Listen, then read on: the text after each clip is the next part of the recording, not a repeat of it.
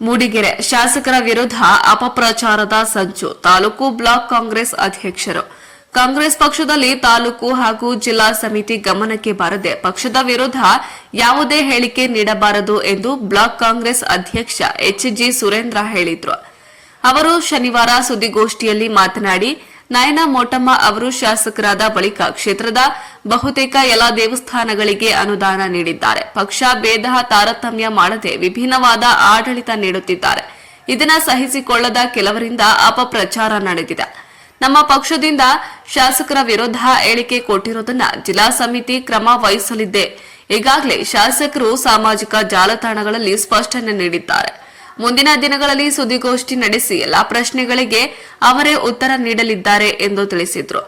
ಇನ್ನು ಪಟ್ಟಣ ಪಂಚಾಯಿತಿ ಅಧ್ಯಕ್ಷ ಕೆ. ವೆಂಕಟೇಶ್ ಮಾತನಾಡಿದ್ದು, ಶಾಸಕಿ ನಯನ ಮೋಟಮ್ಮ ಅವರು ಶಾಸಕರಾಗುವ ಮುನ್ನ ಹಾಗೂ ಶಾಸಕರಾದ ಬಳಿಕವೂ ಪಟ್ಟಣದ ಗಣಪತಿ ಉತ್ಸವಕ್ಕೆ ಬರುತ್ತಿದ್ರು. ಸಮಿತಿಯಲ್ಲಿ ವಿವಿಧ ಸ್ಥಾನ ಕೂಡ ಪಡೆದಿದ್ರು. ಈ ಬಾರಿಯೂ ಅವರಿಗೆ ಕಾರ್ಯಾಧ್ಯಕ್ಷ ಸ್ಥಾನ ನೀಡಿದ್ರಿಂದ ಇತ್ತೀಚೆಗೆ ಗಣಪತಿ ಸಮಿತಿಯ ಲಾಂಛನ ಬಿಡುಗಡೆ ಸಭೆಗೆ ಆಗಮಿಸಿದ್ದಾರೆ. ಆದರೆ ವೇದಿಕೆಯಲ್ಲಿ ಇನ್ಯಾರೋ ಕುಳಿತಿದ್ದಕ್ಕೆ ಶಾಸಕರು ಹೊಣೆಯಲ್ಲ. ಸೌಹಾರ್ದ ಭಾವನೆಯಿಂದ ಬಂದು ಮಾತನಾಡಿ ತೆರಳಿದ್ದಾರೆ. ಇದಕ್ಕೆ ರೆಕ್ಕೆ ಪುಕ್ಕ ಕಟ್ಟೋದ್ರಿಂದ ಯಾವುದೇ ಪ್ರಯೋಜನವಾಗೋದಿಲ್ಲ. ಈ ಬಗ್ಗೆ ಕಾಂಗ್ರೆಸ್ನಲ್ಲಿ ಯಾವುದೇ ಒಡಕು ಭಿನ್ನಾಭಿಪ್ರಾಯ ಮೂಡಿಲ್ಲವೆಂದು ಸ್ಪಷ್ಟನೆ ಮಾಡಿದ್ರು.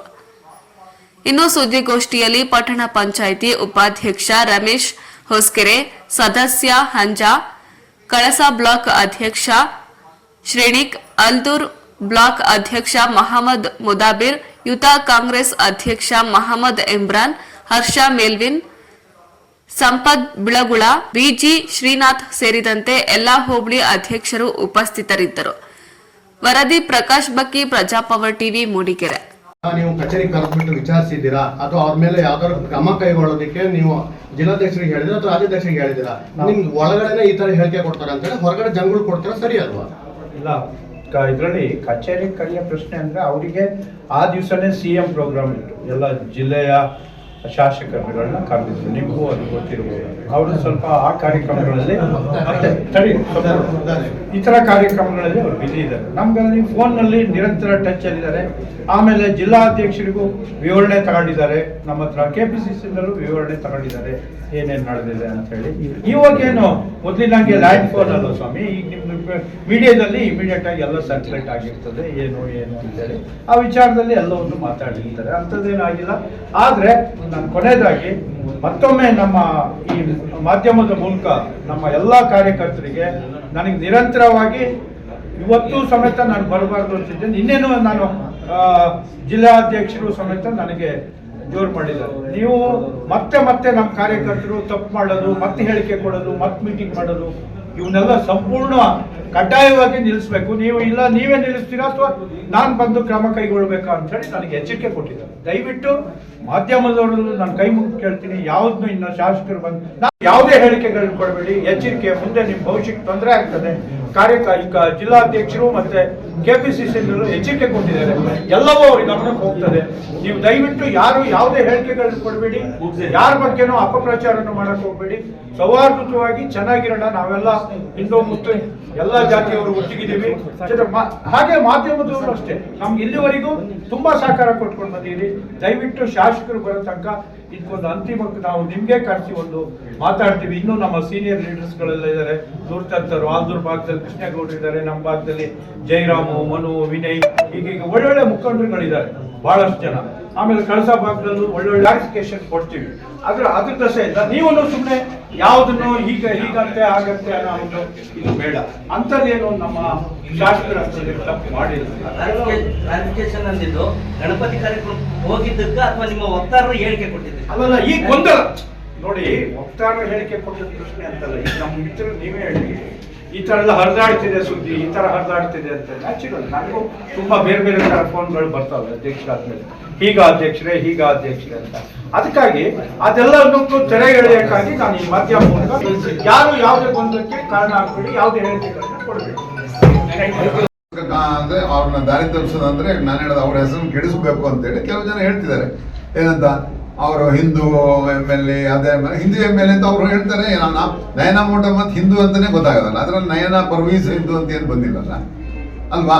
ಈಗ ಯಾರೋ ಒಬ್ಬ ಬಂದು ಎಲ್ಲಾ ಪಕ್ಷದ ಯಾರ್ಯಾರು ನಮಗೆ ಆಗದೇ ಇರೋಂಥ ಪಕ್ಷಗಳು ನಮ್ಮನ್ನು ಕೆಡ್ಸೋಕ್ಕೋಸ್ಕರ ಬೇರೆ ಬೇರೆ ತರ ಹೇಳಿದ್ದಾರೆ. ಈಗ ಇವರು ನಮ್ಮ ಆನಂದರ ಹೇಳಂಗೆ ಏನೇನೋ ಬರ್ತಾ ಇದೆ, ಪೇಪರ್ ಬರುತ್ತೆ, ಟಿವಿಯಲ್ಲಿ ಬರುತ್ತೆ, ಇದೆಲ್ಲ ಸಹಜ ಅಲ್ವಾ? ಯಾವ ಗಣಪತಿ ನಿಂಗಯ್ಯ ಹೋಗಿಲ್ವಾ, ಕುಮಾರಸ್ವಾಮಿ ಹೋಗಿಲ್ವಾ, ಸಾರ್ವಜನಿಕ ಗಣಪತಿ ಎಲ್ಲರೂ ಹೋಗ್ತಿದ್ದಾರೆ. ಹಿಂದೆ ನಿಂಗಯ್ಯನೂ ಕಾರ್ಯಾಧ್ಯಕ್ಷ ಆಗಿದ್ರು, ಕುಮಾರಸ್ವಾಮಿನೂ ಆಗಿದ್ರು, ನಿಂಗಯ್ಯ 3-4 ಟರ್ಮ್ ಇದ್ರು. ನಿಮಗೆ ಗೊತ್ತಿದ್ದಂಗೆ ನಾನು ಒಂದು ಕಾಲದಲ್ಲಿ ಕಾರ್ಯಾಧ್ಯಕ್ಷ ಹೇಳಿ, ನಾವು 6-7 ವರ್ಷ ಗಣಪತಿ ಇಟ್ಟಿದ್ದೀವಿ. ಆಮೇಲೆ ನಮ್ಮ ಧರ್ಮಪಾಲರು 17-18 ವರ್ಷ ಗಣಪತಿ ಇಟ್ಟಿದ್ದಾರೆ. ಎಲ್ಲರೂ ಹೋಗ್ತಿದ್ದಾರೆ. ಬಟ್ ನಾವು ಮಾಡ್ತಾ ಇರೋದು ರಾಜಕಾರಣದ ಇವೆಲ್ಲ ಟೋಲ್ ಆಗ್ತಾ ಇರೋದು, ಪ್ರತಿಯೊಂದು ಆಗ್ತಾ ಇರೋದು ಬೇರೆ ನಮ್ಮ ವಿರೋಧ ಪಕ್ಷದವರೇ ಮಾಡೋದು. ಆ ಪಕ್ಷ ಈ ಪಕ್ಷ ಅಂತಲ್ಲ, ನಿಮಗೂ ಗೊತ್ತಿದೆ ಯಾವ್ಯಾವ ಪಕ್ಷ. ನಾವ್ಯಾಕೆ ಬಾಯಲ್ಲಿ ಇಟ್ಟು ಅವ್ರನ್ನ ಯಾರ್ಯಾರ ಪಕ್ಷದಲ್ಲಿ ಮಾಡೋದು? ಸಹಜ. ನಮಗೆ ರೂಲಿಂಗ್ ನಮ್ಮ ಎಮ್ ಎಲ್ ಎ ಕೆಟ್ಟ ಹೆಸರು ತರಬೇಕು ಅಂತ ಮಾಡ್ತಿದ್ದಾರೆ ಬಿಟ್ರೆ, ಅದರಿಂದ ಕೆಟ್ಟ ಹೆಸರು ಏನಾಗಲ್ಲ, ಒಳ್ಳೆ ಹೆಸರು ಬರುತ್ತೆ ಅನ್ನೋ ನನಗೆ ಗೊತ್ತಿದ್ದು ಬಂದಂತೆ. ಈಗ ರಾಜಕೀಯ ಲಾಭ ಮಾಡಕ್ಕೆ ಇದು ಮಾಡ್ತಾರೆ. ಅದಕ್ಕೆ ನಾವು ಹೇಳ್ತಾ ಅದನ್ನ ಸ್ಟಾಪ್ ಮಾಡ್ಬೇಕು ಅಂತ. ನಮ್ಮ ಪಕ್ಷದಲ್ಲಿ ಇವತ್ತಿಂದ ಯಾವ ಒಂದು ವಿಚಾರನೂ ಮಾತಾಡಕ್ ಹೋಗಲ್ಲ. ಈಗ ರಾಜಕೀಯ ಲಾಭಕ್ಕೋಸ್ಕರ ಅವ್ರನ್ನ ಅನ್ನುವಂಥ ಪ್ರಶ್ನೆ ಸಾಮಾನ್ಯವಾಗಿ ಸಾರ್ವಜನಿಕವಾಗಿ ಮೂಡಿ ಬಂದಿರ್ತಕ್ಕಂಥದ್ದು. ಇದು ಕಾಂಗ್ರೆಸ್ಗೆ ಮುಜುಗರ ವಿಷಯ ಅಲ್ವಾ ಅಂತ ಸ್ಪಷ್ಟನೆ ನೋಡಿ. ಈ ನೀವು ಕೇಸರಿ ಅಂತ ಹೇಳಿದ್ರಿ, ಕೇಸರಿ ಅನ್ನೋದು ಹಿಂದೂಗಳ ಸಂಕೇತ. ನೀವು ಯಾವುದೇ ದೇವಸ್ಥಾನಗಳಿಗೆ ಹೋಗಿ, ಎಲ್ಲೇ ಹೋಗಿ ಕೇಸರಿನ ಹಾಕ್ತಾರೆ. ಮುಸ್ಲಿಮ್ಸ್ ಏನು ಹಾಕ್ತಾರೆ? ಹಸಿರು ಹಾಕಿರ್ತಾರೆ, ಹೌದಾ?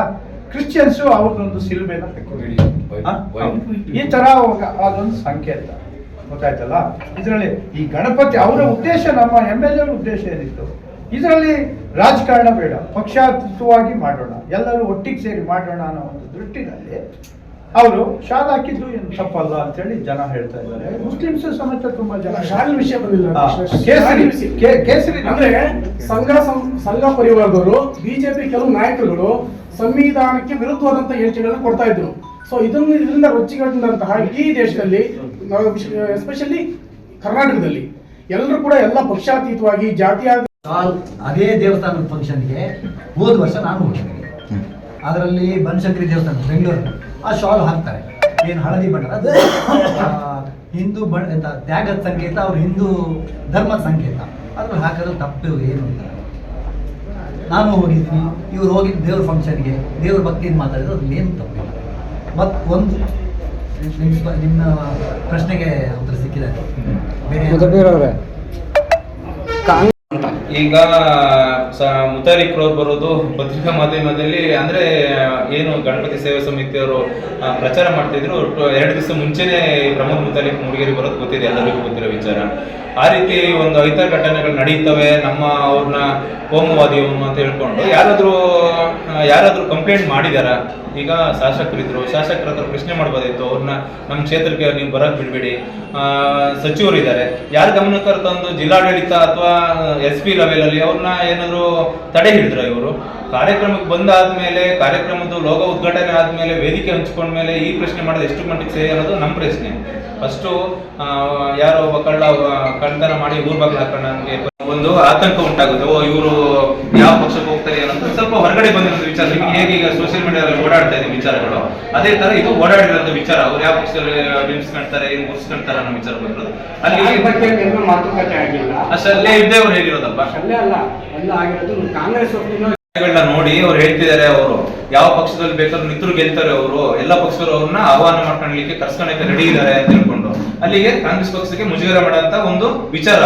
ಆ ರೀತಿ ಗೊಂದಲಗಳಿಗೆ ತೆರೆ ಹಿಡಿದಿದ್ದಾರೆ. 3 ವರ್ಷ ಟೈಮ್ ಇದೆ, 3 ವರ್ಷದ ನಂತರ ನೋಡೋಣ ಅಂತ ಹೇಳಿರಂತ ಹೇಳಿಕೆ. ಮುಂದಿನ ಪಕ್ಷಕ್ಕೆ ಏನಾದ್ರು ಹೋಗೋದು, ಏನಾದ್ರು ಮಾತುಕತೆ ಆಗಿದ್ಯಾ? ಏನಾದ್ರು ಅಲ್ಲ, ಈಗ ಚುನಾವಣೆ ಹೋರಾಟ ಮಾಡ್ಬೇಕನ್ನೋ ಭಯ ಸ್ಟಾರ್ಟ್ ಆದಾಗ ಮುಂದಿನ ದಿನಗಳಲ್ಲಿ ಇದು ಅವರಿಗೆ ಭಯ ಹುಟ್ಟ ಸಹಜನೇ. ಅವರು ಇವರು ಅಂತ ನಾನು ಹೇಳ್ತಾ ಇಲ್ಲ. ಮುಂದಿನ ಒಂದು ನಾನು ನಾಯಕ ಆಗ್ಬೇಕಂತ ಬೆಳೆಯುವಂತವರಿಗೆ ಈ ರೀತಿ ಒಂದು ಏನು ಫುಲ್ ಆಕ್ಟಿವ್ ಆಗಿ ಕೆಲಸ ಮಾಡುವಂತ MLA ಮೂಡಿಗೆರೆ ಸಿಕ್ಕಿ, ಎಜುಕೇಟೆಡ್ MLA ಸಿಕ್ಕಿ, ಜನ ಎಲ್ಲ ಅವ್ರ ಪರ ಹೋಗ್ಬಿಟ್ರೆ ಇಲ್ಲಿ ಪಕ್ಷಕ್ಕೆ ನಾಯಕರುಗಳೇ ಇಲ್ದಂಗೆ ಆಗ್ತಾರೆ. ನಮ್ಮ ಸಿದ್ಧಾಂತ ಅಂದ್ರೆ ನಮ್ಮ ಒಂದು ನೆಲೆ ಕಟ್ಟಿಗೆ ತೊಂದರೆ ಆಗುತ್ತೆ ಅಂತ ಹೇಳಿ ಅವ್ರ ಆಲೋಚನೆ ಮಾಡ್ಕೊಂಡು ಈ ತರ ಗುಮಾನಿ ಸುದ್ದಿಗಳನ್ನೆಲ್ಲ ಹಬ್ಸ್ತಾ ಇದ್ದಾರೆ. ಪ್ರಶ್ನೆ ಏನಕ್ಕೆ 3 ವರ್ಷದಲ್ಲಿ ಕಾಂಗ್ರೆಸ್ ಪಕ್ಷದಲ್ಲಿ ಟಿಕೆಟ್ ಕೊಟ್ಟಿಲ್ಲ, ನಾವು ಕೊಡೋದೇ ಇಲ್ಲ ಅಂತ ನಮ್ಮ ಪಾರ್ಟಿ ಹೇಳಿದೀವಿ ಅವರಿಗೆ. ಇಡೀ ಮೂಡಿಗೆರೆ ಕ್ಷೇತ್ರ ಒಟ್ಟಾಗಿ ಅವ್ರ ಜೊತೆ ಇದೆ. ಆ ಜನ ಈ ಜನ ಎಲ್ಲರೂ ಅವ್ರ ಜೊತೆ ಇದೆ. ಕಾಂಗ್ರೆಸ್ ಪಾರ್ಟಿಲೇ ನಿಲ್ತಾರೆ ಅವರು. ನೆಕ್ಸ್ಟ್ ಮುಂದಿನ ದಿನಗಳಲ್ಲಿ ಹೆಚ್ಚಿನ ಬಹುಮತಗಳಿಂದ ನಾವು ಗೆಲ್ತೀವಿ. ಎಲ್ಲರೂ ಜನರ ಒಂದು ಅವರಿಗೆ ಸಹಕಾರ ಇದೆ.